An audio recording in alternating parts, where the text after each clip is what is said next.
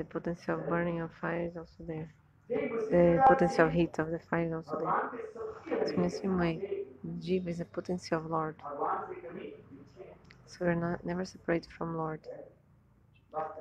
This is true. Like since God exists, the Jiva exists. So why we're separate from Him?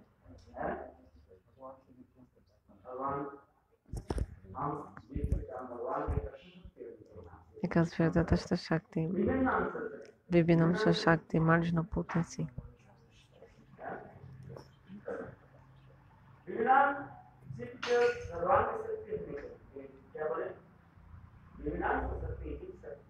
Because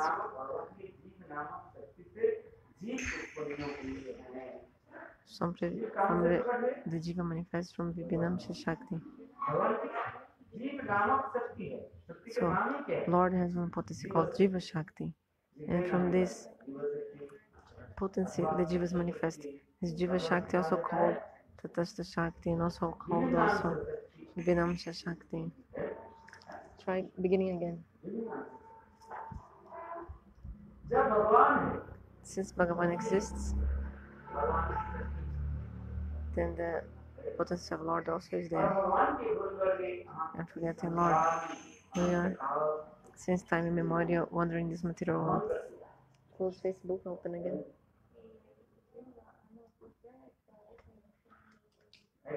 Isn't it? Do you understand? So if somebody asks, since when are you wandering this material world? What do you answer? Since when are you wandering in this material world? If someone asks you, then you say, since God exists, I'm also here. But God, when Bhagavan started existing? This is a question, no?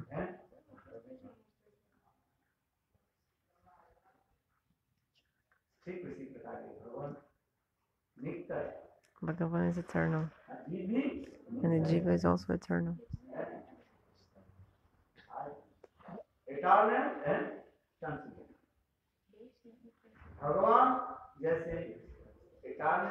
Bhagavan is eternal and transcendental. So in the same way, the Jiva is also eternal and transcendental. Because the Jiva is a Shakti of Bhagavan. Which Shakti? Tatastha Shakti, Jiva Shakti, Vibhinamsha Shakti. The Jiva Shakti is known by many names, especially these three names. Tatastha Shakti, Vibhinamsha Shakti, and Jiva Shakti. Some people make this question. Since when are you wandering this material world? Not in one universe, many unlimited billions of universes. We are wandering, going. Because Gurudeva was in the beginning that take time to be free from anger and clean the heart. Because we are wandering this material world since time immemorial. That's why he started speaking this. So we are going from so many different universes, not only this universe. When universe is destroyed, then also we go to another universe. It's not necessary that we only stay in one universe. There are Ananta Krur, which means there are unlimited millions of billions of universes.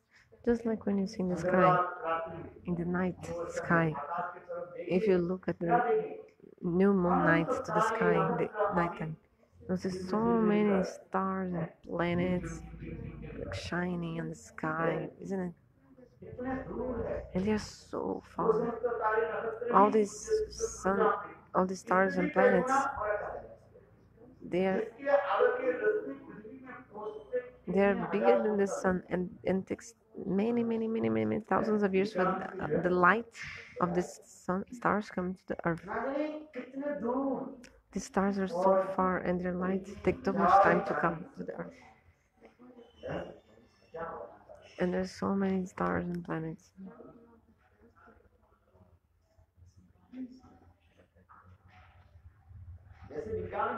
The scientists, they explain. The scientists also say that There's only one sun in Prithvi Lok, in Earth. But in other planets, I mean other universe or galaxies, how do you go? There may be 4, 5.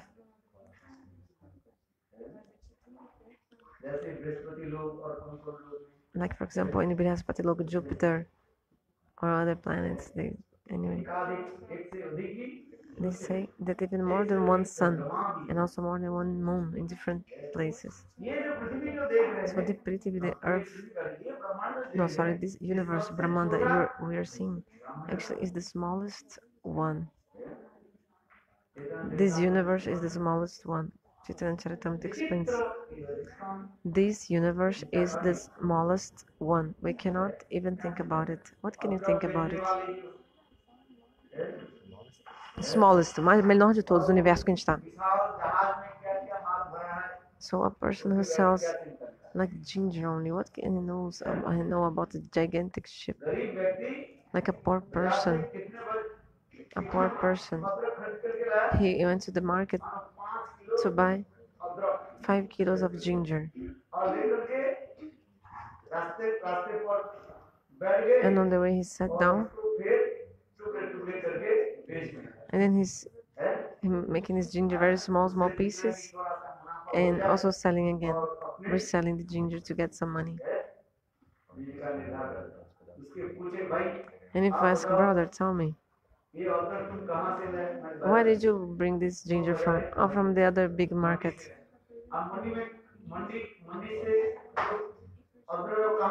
And this ginger from the big market, where did it come from? And he would tell. And this came from where? Came from where? Came from... Okay, from a bigger ship. But how much is inside the ship? He said, I don't know. I just came to buy 5 kilos ginger and I'm selling a little bit to the people. What do I know about a gigantic ship bringing goods? How much ginger can come from a big ship from in which country?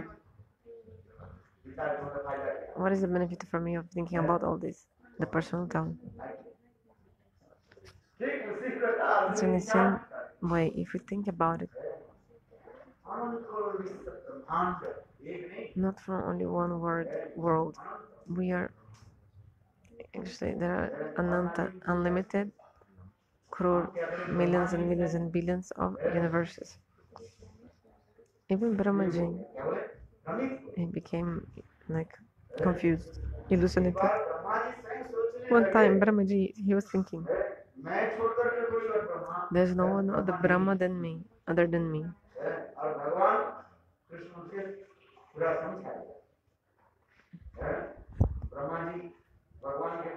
So Brahma came to Bhagavan in Dwarika.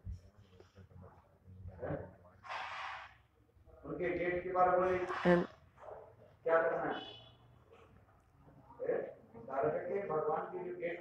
so there's a gatekeeper of Dwarika. Krishna in Dwarika. And then Brahma was coming, and the gatekeeper asked, what do you want? And Brahma said, I want to meet Krishna. Gatekeeper said, wait there, and I'll ask Krishna. Then Krishna came, Krishna didn't come. Krishna just asked, who came?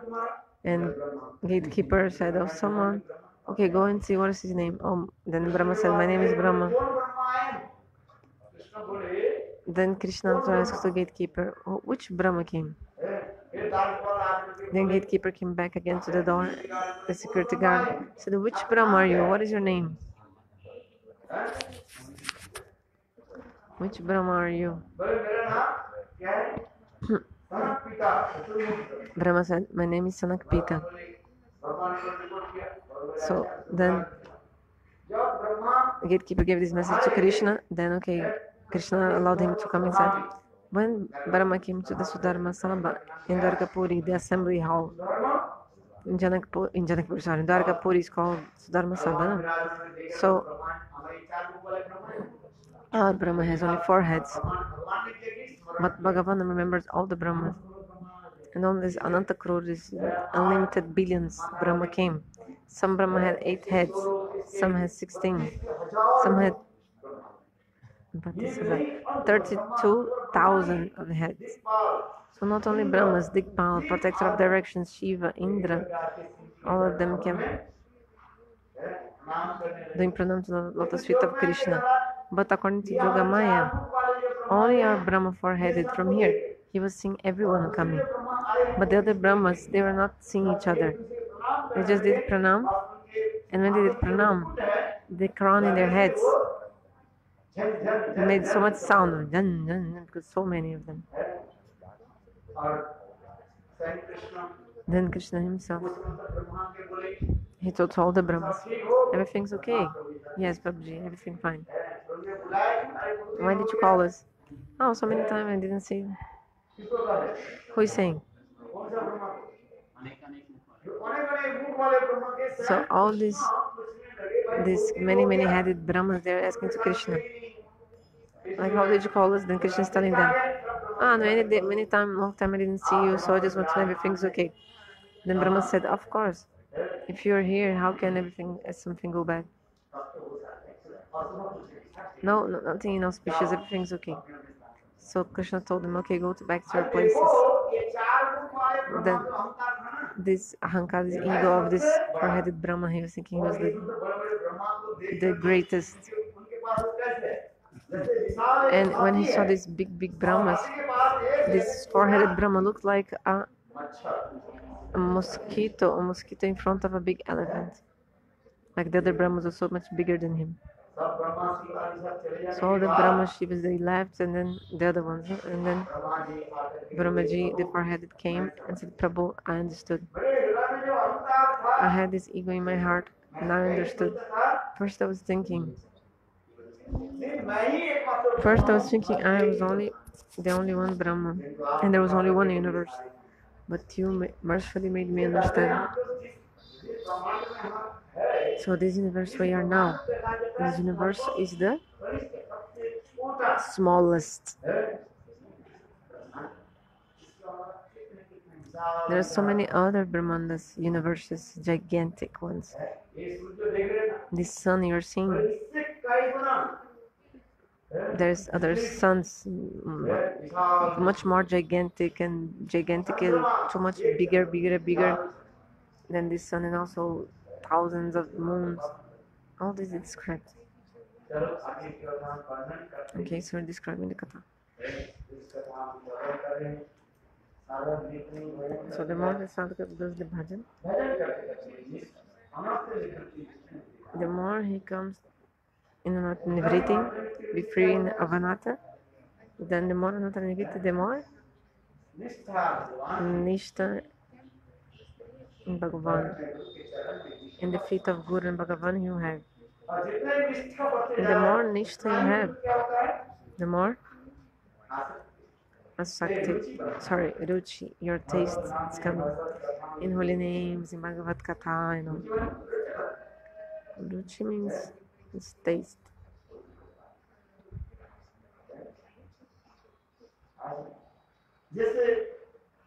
Just like when you're hungry. If you see some food, you feel appetite. But if you're not hungry, even if you have no appetite to eat,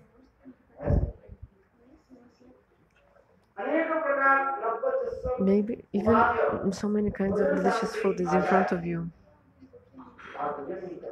do not eat. Why? You have no appetite, no taste to it.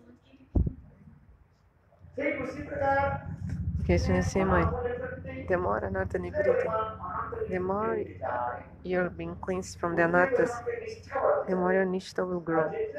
And the more your Nishta will grow, the more your Ruchi will be there, your taste. And the more your taste is there, your Ruchi, the more your Ashakti will come, deep attachment. Understand? It's not that everything's at the same time. No.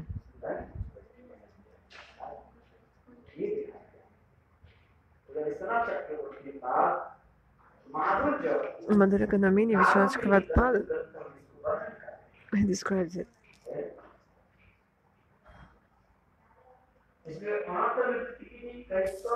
So many stages of Anata Nivriti. How many? Do you know? I told,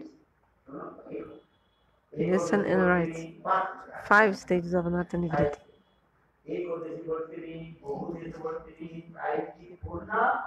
Authentically. Ekadishavartini, Pradeshavartini, Praiki Purna authentically. Ekadeshavartini means 1 or 2%. Anartha is cleaned. Bahudeshavartini means more than 50% of anartha is cleaned. It's called Bahudeshavartini. Praiki means almost. All your anarthas are clean. Maybe 90%, 95%.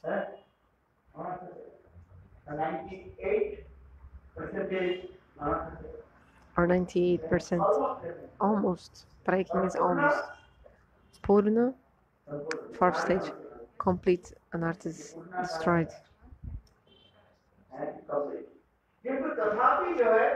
Complete, but still, even after the destruction of the anarthas, their smell remains. Just like if you put some camphor inside a box, then after you take out this camphor from the box, but if you keep some 10 minutes the camphor inside the box, a small box, and then you take out this camphor out, you see the camphor is not there anymore inside this small box. But still, if you smell this small box, you feel still the smell of the camphor. So in the same way, in stage of Purna, the heart of the sadhaka is completely free from the anarthas, but still some smell of anartha is still there. Which anartha? The smell of Vaishnava Parada is still there. So it's called Purna.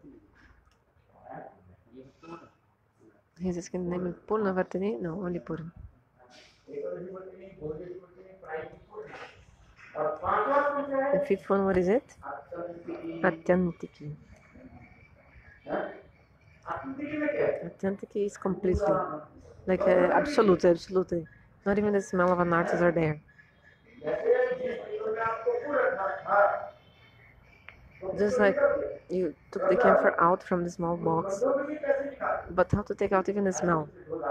If you wash the small box very nicely with soap and all, then you put also under the sun to dry up, and then you see that even the smell will go away. The smell of the camphor. So in the same way, in the stage of Atantiki, it's absolutely removal of anarthas. Not even the smell of anarthas are there. These are in the stage of Prem, Atantiki.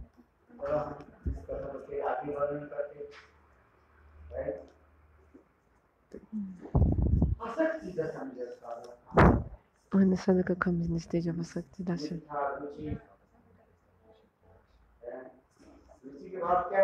after Ruchi is Asakti. What is Asakti? First, let's speak about the mundane attachment. Then we'll talk about transcendental attachment.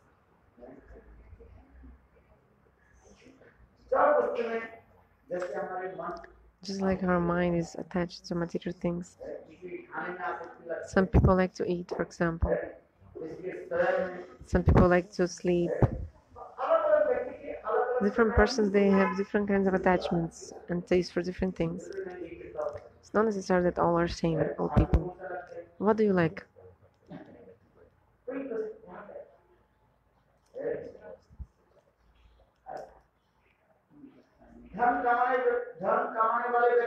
Some people, they have like to get money, like to collect money, and they have attachment to money.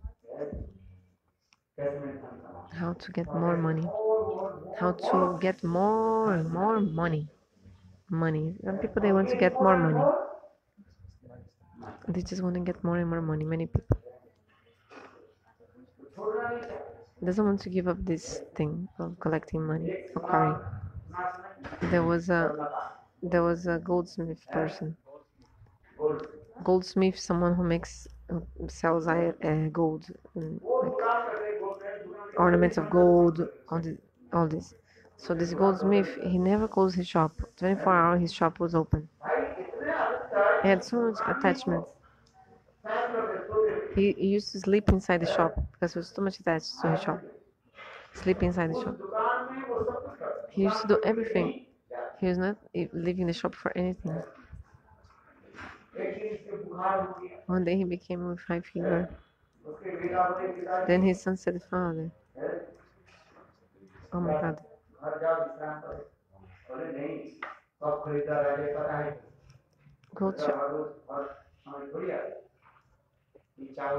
go to your house, take a rest."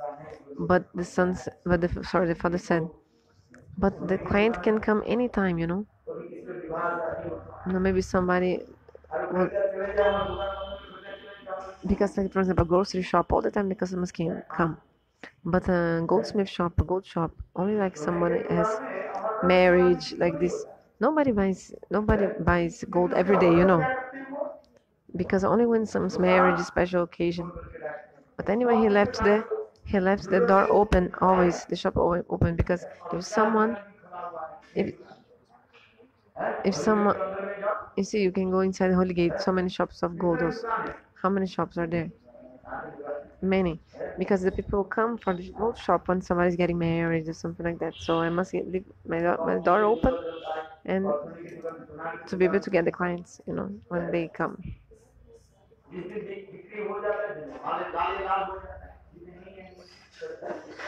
Some days some clients come, some days no one. But so he did not go, even with fever. Then his son said, "Father, you have fever." He said, "No, but I will not leave here. I will stay in my shop. The shop is my temple. The client is my God." What else they say? Sometimes they write even in the wall here in the shops. The shop is my temple. The client is my God, my Thakurji. So when the client comes, I have to do puja. Minha deidade, my deities. So sometimes I write on the wall, the shop is my mandir, my temple, and the clients, they are my deity. So when the deity comes to the temple, we have to do the puja. Otherwise the demigods, the gods, sorry, the deity will go away. So I take a garland of flowers. And when this deity comes, means the client, I have to give this garland on his neck.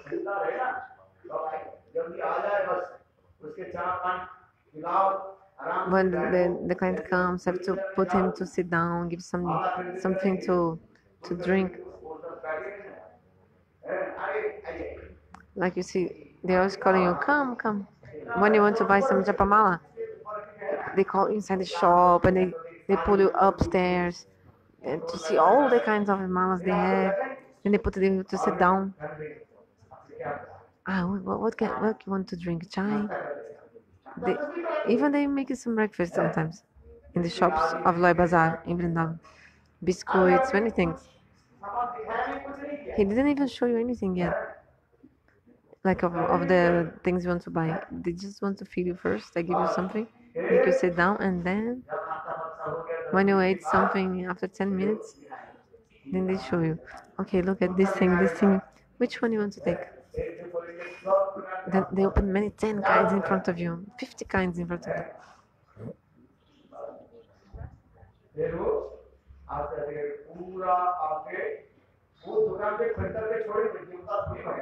Because the shop owner will not let you go. First they have to put your garland in your neck, then you can go. Means what? They have to take all your money from you, and then you can go. They do not allow you to go like easily. The date will go like this. No, first you have to make the puja of the Thakurji.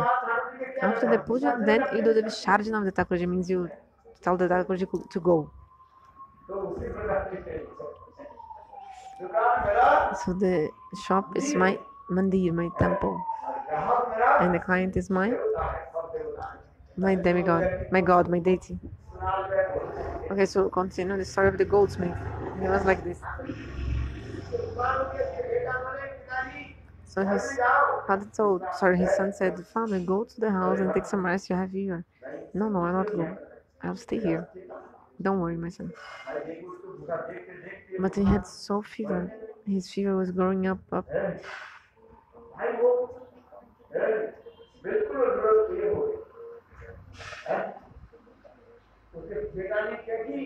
So his son very quickly called the doctor. Doctor came. Doctor saw his pulse.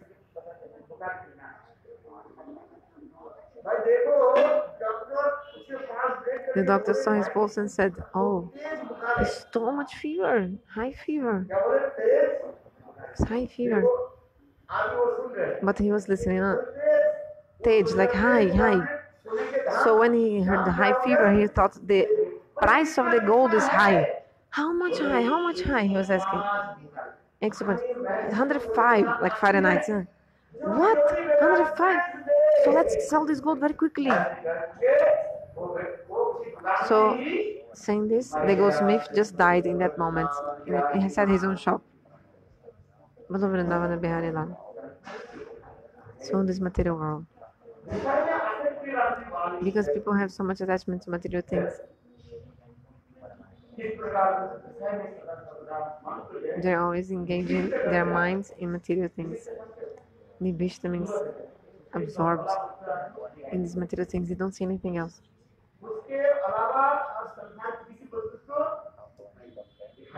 He doesn't see anything else in this world. He's just like absorbed in this material thing.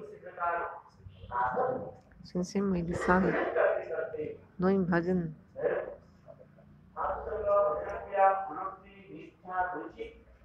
sadhu bhajana karana nivriti nista shakti ruchi. Sorry, nista ruchi shakti. So in the stage of shakti, when the sadhaka is sleeping, eating,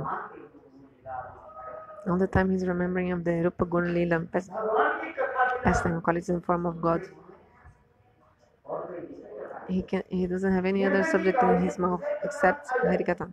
But even if some Vishayakatha, some mundane Katha comes, he connects this with God, with Harikatha. For example, Santana Goswami used to go to the house of Vrajavasis and asking, how many cows you have here? Santana Goswami used to ask to the Vrajavasis, how much milk they are giving. This look like this Vishayakatha, no? Mundane. How many daughters you have? 4. All of them married.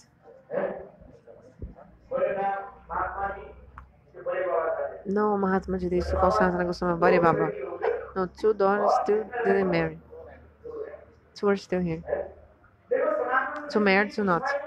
So Sanatana Goswami is speaking material things, but actually his mind wasn't going to Bhagavat Lila. His mind. How? Okay. He was asking about the cows. How many cows you have? Then he's remembering the cows of Vrindavan.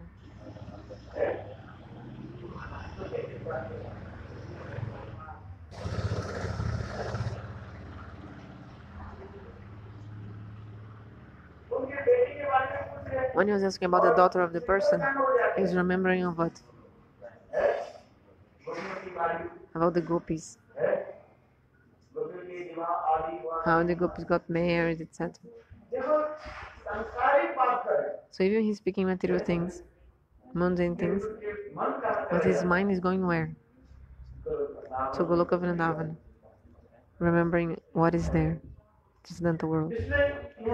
So here also it's saying that in stage of Shakti, in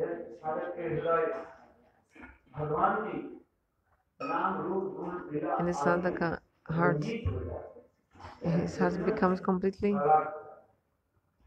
colored. His heart becomes completely colored with Bhagavad Gita, the remembrance of Lord and all.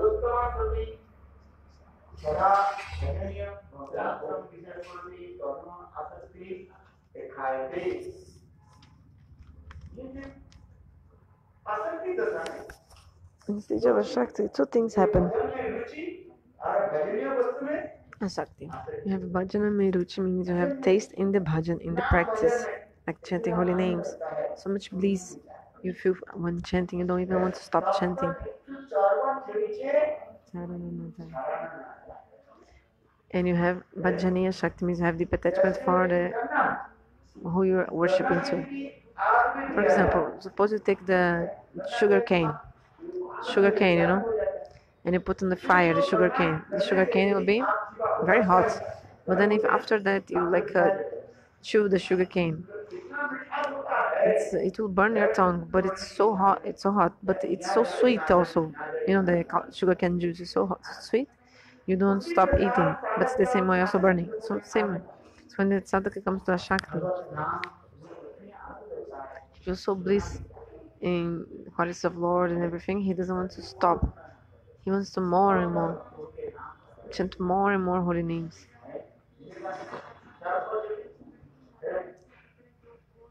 So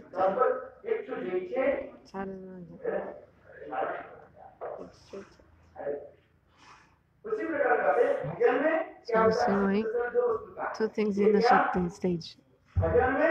You have Ruchi in the bhajan, in the practice, but in asakti to the worship of deity you're worshipping. What is a bhajaniya? Asakti means asakti to your bhajani. Bhajaniya means that person who you're worshipping, doing the bhajan too. So Vishnu Chakravarti said, first the mind of the person is not in the Krishna, Guru. Guru Padma. First his mind is in the Guru Padma, not in Krishna. Because Bhagavan is called Vishaya Bhagavan.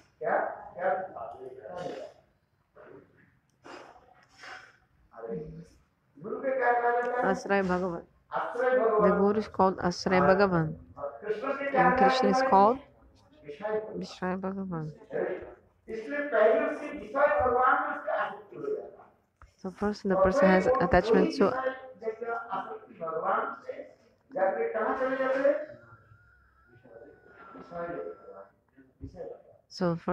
attachment to Ashraya Bhagavan, to Guru. And then this attachment goes to Krishna Vishaya Bhagavan. So two kinds of Bhagavan. Vishaya Jatiya Bhagavan, Krishna, and Ashraya Jatiya Bhagavan, Guru.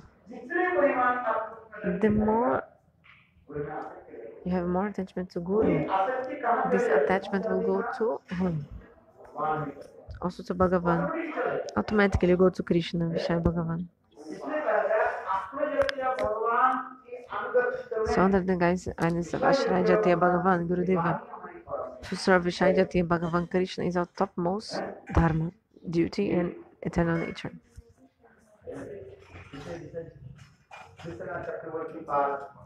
Vishwanath Chakravarti Pada in Madhura Kanambini,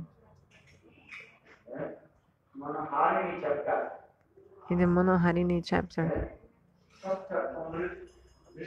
sixth rain of nectar he's saying about. And then the stage of the Shakti. What is the stage of the sadhaka at this point?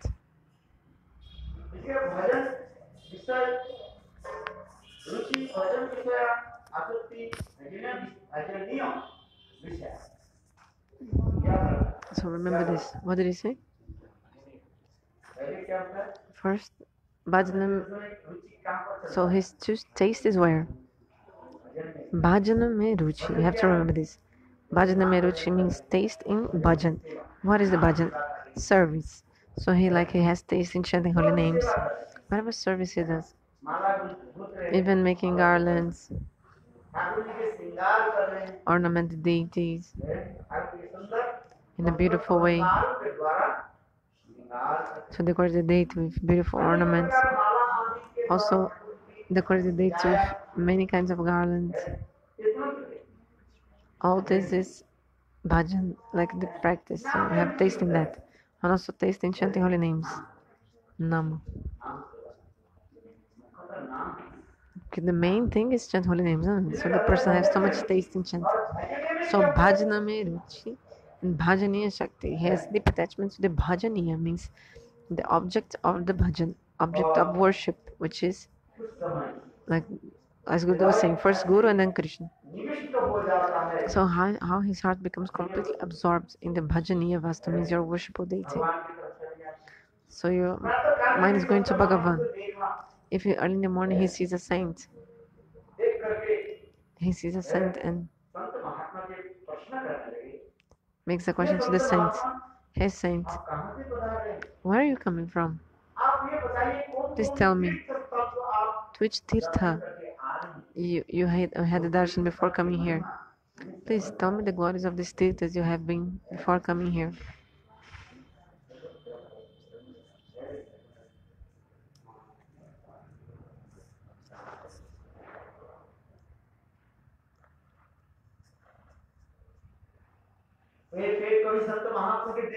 Then sometimes he sees a saint and say, Hey Mahatma, great soul, you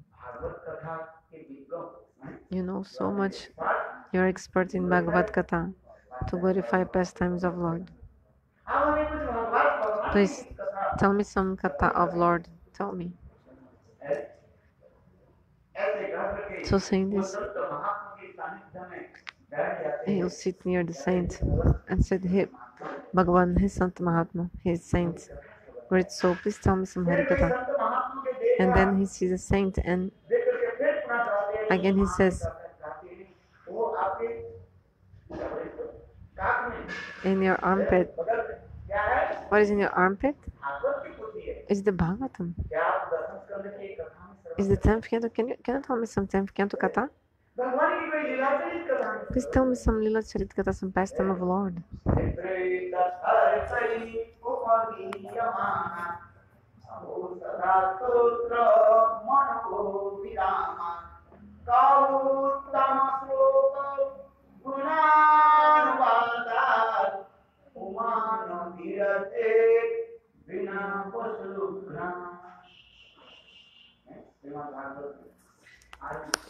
This is Shloka of the Srimad Bhagavatam, 10th canto.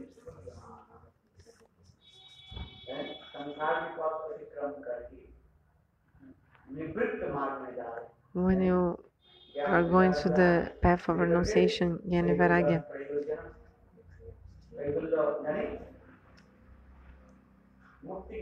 and you're going towards liberation, like a Bhivana in Brahma.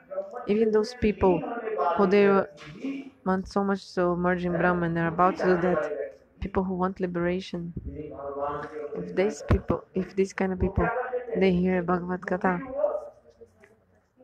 they will give up this path of liberation, mukti.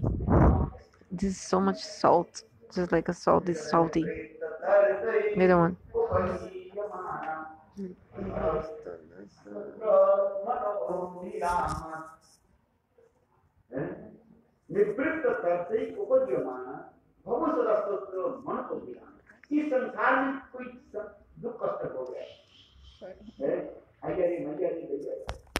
And those who are suffering this world, suffering so much from lamentation and other things, if these suffering people, they listen Bhagavad Gita, all his unhappiness of material things will be destroyed.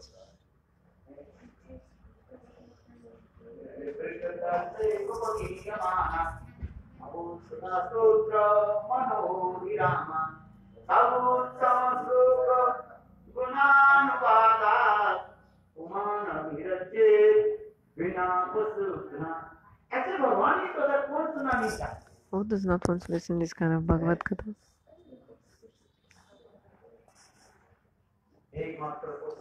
Only the Pashughat means the hunters, the butcher, persons with the heart very hard. They don't want to listen to Bhagavad Gita. So in the stage of the Shakti, when the devotee sees a saint with Bhagavatam in the armpit, he says, please tell me some Bhagavad Gita.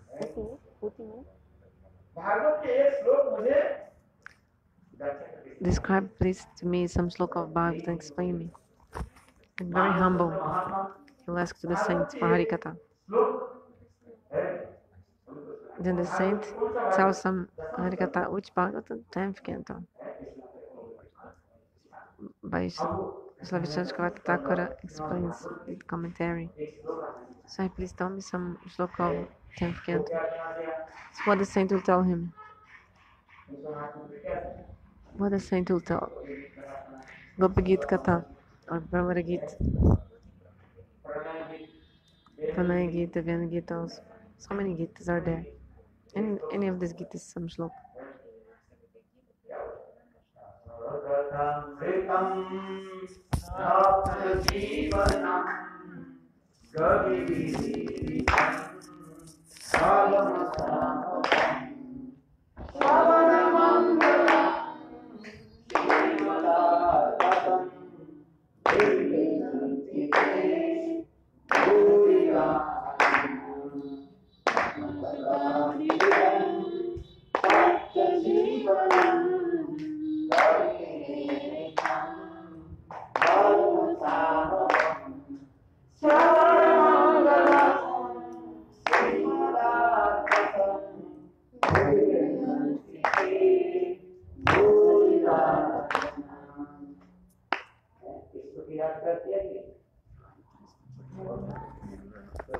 Have you memorized this shloka or not? Have you memorized how Gopi Gita? Bhagavad Gita is like nectar.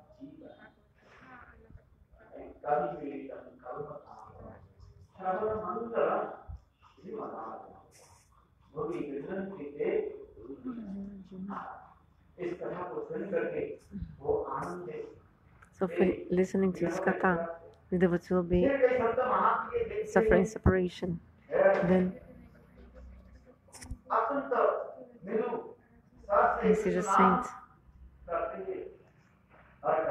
chanting holy names, a very sweet voice, and then the devotee will ask to the saint, can you describe a little bit of the lotus feet of Lord? Can you tell me about the sound of the anklets of the Krishna's feet? Nupur Dhwani. So in this way,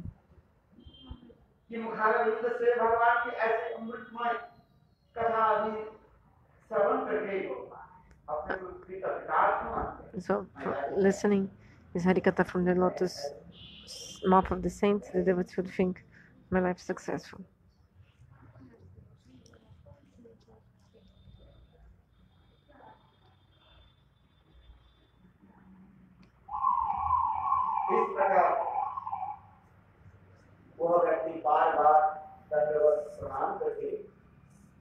It's like the person is again and again doing the Dandavat pranams.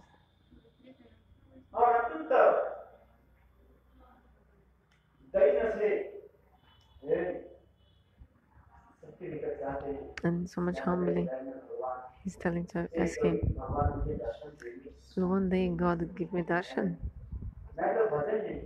I didn't do any bhajan, never. I never did bhajan. How God will give me darshan?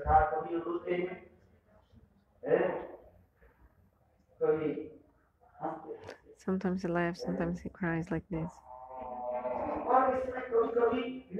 And also sometimes he feels so much pagal, crazy, and he becomes mad. Which direction should I go? Where? Where can I go for Bhagavan give me darshan? Rolling on the ground? He said, oh, rolling on the ground? Rolling on the ground. No, sometimes rolling on the ground. And sometimes his friends come and say, eat something. But when he sees the food, it looks like poison. He said, oh my God. Will I stop serving Bhagavan and eat? This body is useless. I didn't do the bhajan. And these people, they want to feed me. They brought food for me.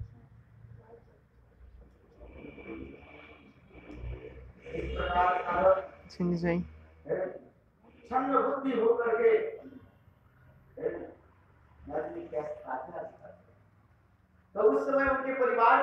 the people from the family of this person said, now his mind is finished. His intelligence is over. He doesn't understand. But actually the family doesn't know which stage this person is.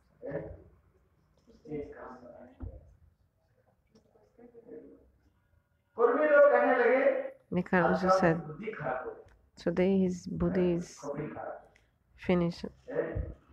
Like his mind is destroyed, his cabeça dele tá. Perdeu a cabeça, perdeu a cabeça, lost his mind.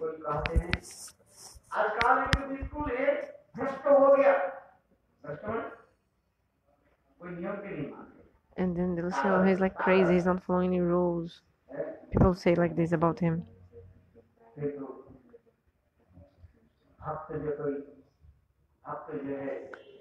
But if a really devotee sees this devotee, he will understand, oh, he just got a very rare jewel. He's getting Bhagavad Prem. So all the symptoms come if the person has Prem. A devotee will be able to recognize.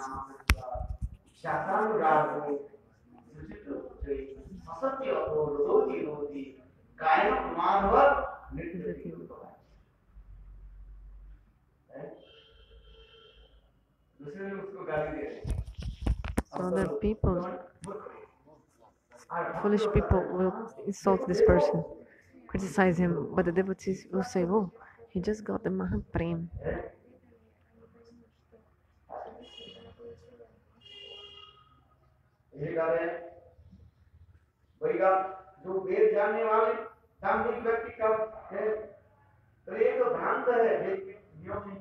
So those from the Vedas and like this, like Sabam Bhattacharya say, oh, he's crazy, he's not following any rules. Just like Sabam Bhattacharya told to Mahaprabhu, you took sannyas but you don't know what is actually sannyas. Why did you take sannyas in such a young age? It's too young. That's why. You don't have the knowledge exactly how to do and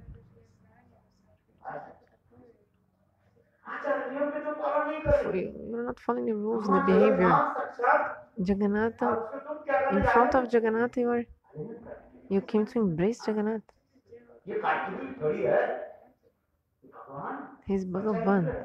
He's the actual Vigraha, the deity. And you're also not following the rules. You're walking for any person,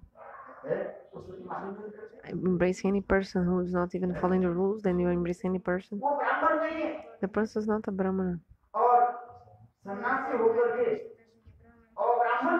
So if you are sannyasi and you are touching a non-Brahmana, even you being a sannyasi, this is because you don't have the proper knowledge of the scriptures. Sravana Bhattacharya told to Mahaprabhu. You took sannyasa very young. Mahaprabhu was 24 years old. So you don't know exactly what is a sannyasa. Sannyasa you have to take which age? Tell me.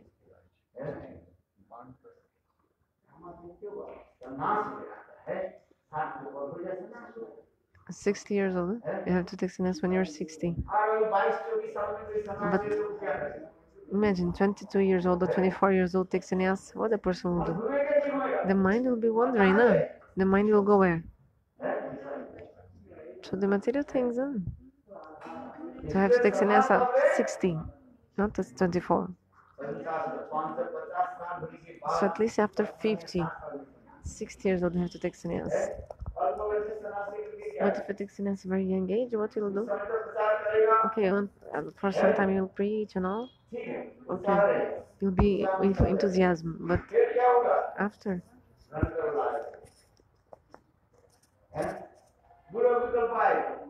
your beauty will come, like you'll be thinking about enjoying. And so how Ganatal beauty Vikalpa? Vishaya Sangha Namakshama. Then you come for the Vishaya Sangha stage, struggling to enjoy sense gratification, and then fifth stage, Nyamakshama. Nyamakshama, you're not be able to follow the rules. And sixth, Tarangarangini. Dancing in the waves of name and fame and reputation. So this is the fruit of taking sannyas in a young age. And then you fall down.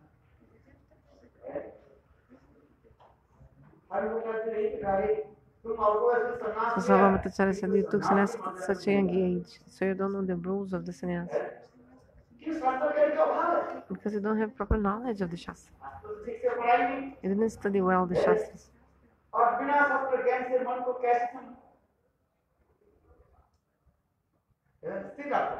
So without the proper knowledge, how can you be like fixed? So the Vedantic people, the people who know Vedanta, will tell about this person who has like the symptoms Gurudev was saying. He's as foolish. The kind of people say he's crazy. And the devotees will see this person. So the non-devotees will say he's a proud person, full of ego. The offenders will say like useless person. But the devotees who also have bhakti, they will see this person and say, oh, he just got the Mahaprem, the great love. So like this is the sadhak. When it comes to the stage of Ashakti, all these symptoms are shown.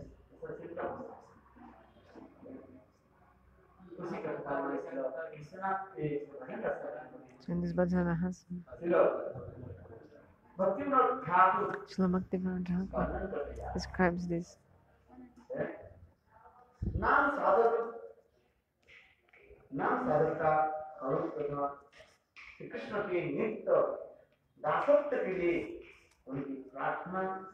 So the person is praying to become the eternal servant of Krishna as like his eternal nature.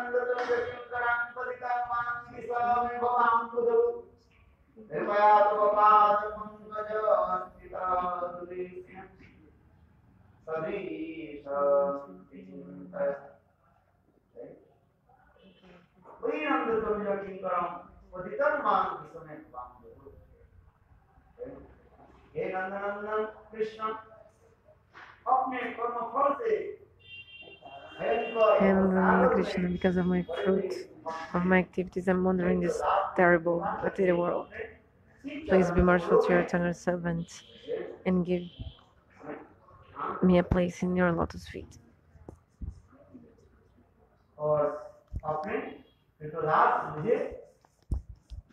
And please make me your servant.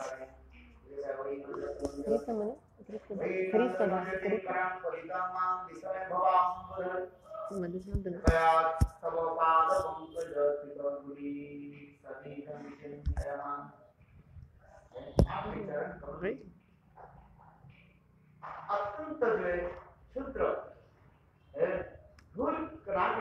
Just like an insignificant particle of dust in your feet, please accept me like this. So like this, the sadhaka, when he comes to the stage of Ashakti, he becomes so humble, feeling so wretched and fallen, and he's worshipping everyone, like I respect everyone, sorry, respecting. Oh, I didn't do bhajan, he's thinking always, I didn't do bhajan.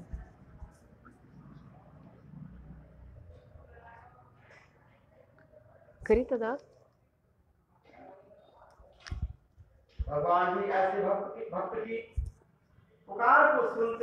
So listen to the prayer and the calling of this devotee in the heart of Bhagavan. His heart melts.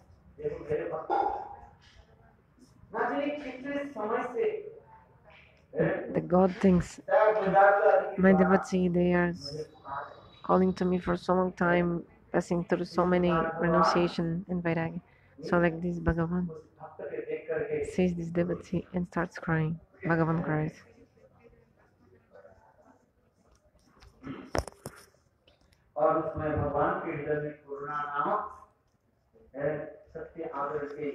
And this Karuna comes in the heart of Lord, and his heart melts.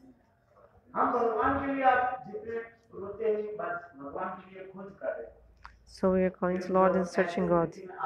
But when the stage comes, Lord will search for you. Lord will cry for you. Now you're crying for God. Oh, Bhagavan, give me darshan. When? I will leave this world and go to you. Let's see. The stage will come where Sri Bhagavan himself will cry for you. Bhagavan will tell him and devotee, for so many births, for so much time, you are doing so much renunciation to attain to me and facing so much difficulties. Come with me, come to me, Lord will say.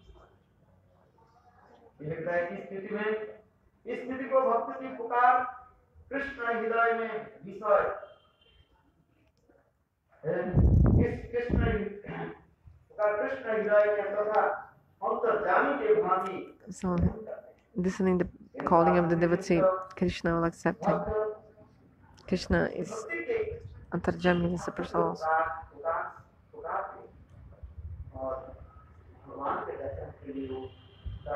So the devotee is so much hankering for having the darshan of Lord. And Bhagavan,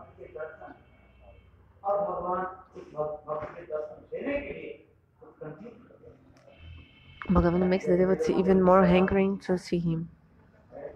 Like the Bhavamangala Katha. Bhavamangala was going to Vrindavana. Bhagavan was holding his hand down. But Bilamangala was blind. When they came to the border of Vrindavan, Krishna said, I have to go another place. But he already arrived in Vrindavana. Saying this, Krishna, he left the hand of Bilamangala Thakur, like dropped his hand, and then Bilamangala realized who was that boy? No, oh, he's a cheater. Actually, it was Krishna himself. So Bilamangala said, Thakurji, you can drop my hand, but you can never go out from my heart.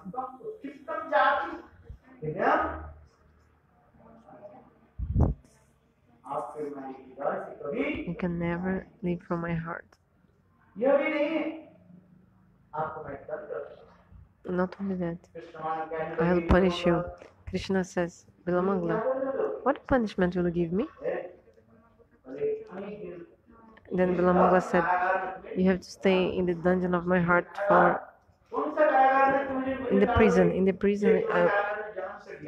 Yordi was born in a prison. Krishna was born in a prison, you know. In the prison of Kamsa in Mathura. So you put me again in the prison? Krishna asking Bilamangala, which prison you put me? Bilamangala said, I'll put you in the dungeon, in the prison, dark prison of my heart. For a limited time. You see? How is the conversation between the devotee and Lord? Then Bhagavan says, Bilamangala, tell me, when will you free me from this prison? Then Bilamangala says, for thousands and thousands of years, even the Brahma's age finished, I'll not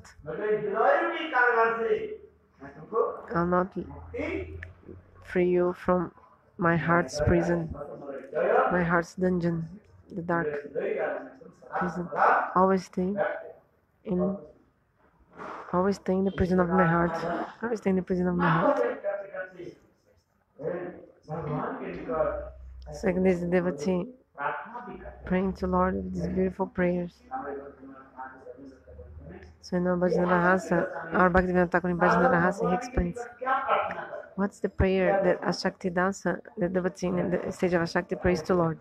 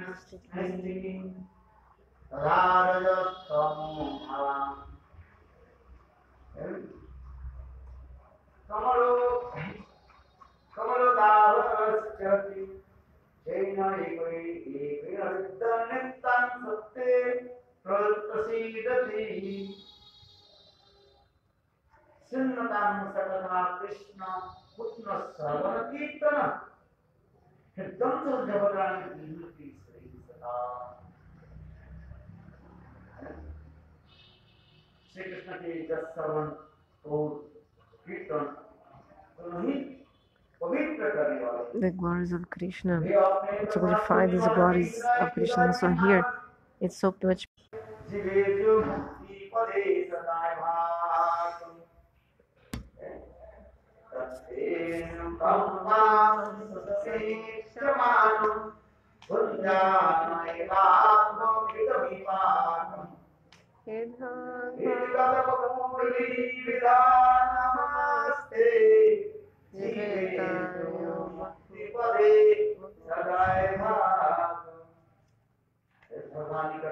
So I praise the Lord that in the compound.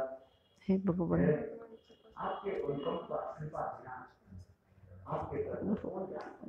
Without your mercy, who can know about you?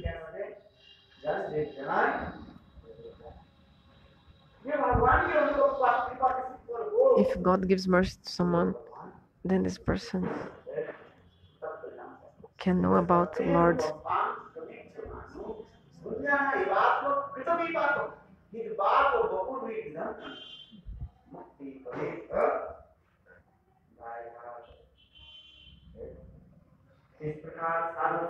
So in this way, the sadhaka, he's again and again paying obeisance to Bhagavan and praying, Hey Prabhu, when I will be have directly your darshan.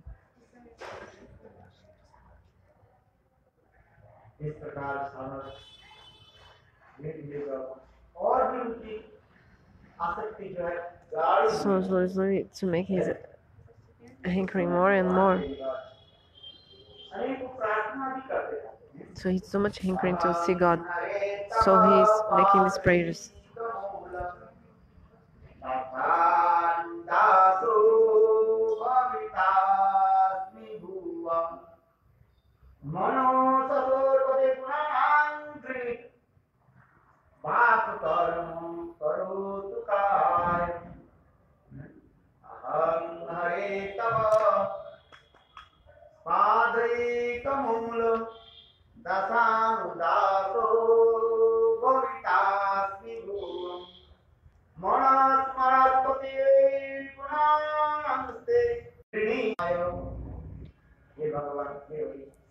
Hey Bhagavan, Hari.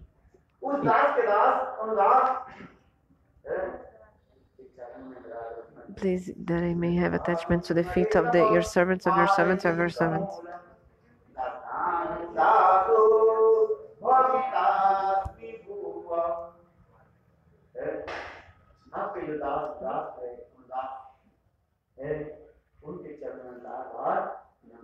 Again and again, I pay my obeisances to the feet of the servants of your servants, of their servants. By their mercy, I can understand about you. That may my mind always be absorbed only glorifying you. May my hand always be serving you, and may my mind always be thinking about your names in Harikatha. So like this, the sadhaka is always very humble, praying to the feet of Bhagavan. Then, when the time comes, the devotee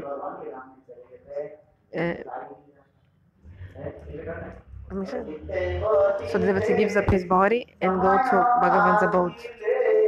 When the time comes, the devotee dies, gives up body and goes to abode of Lord.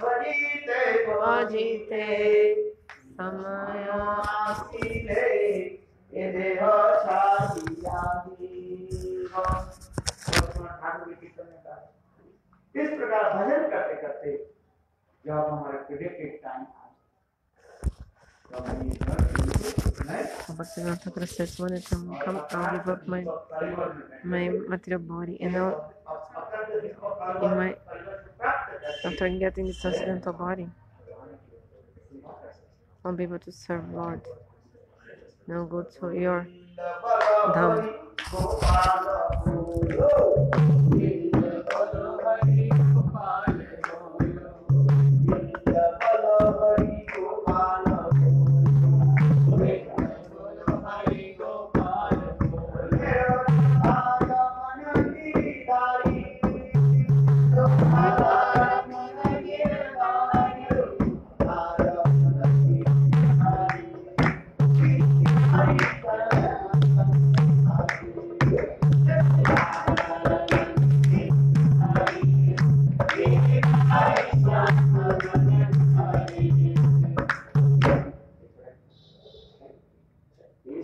Is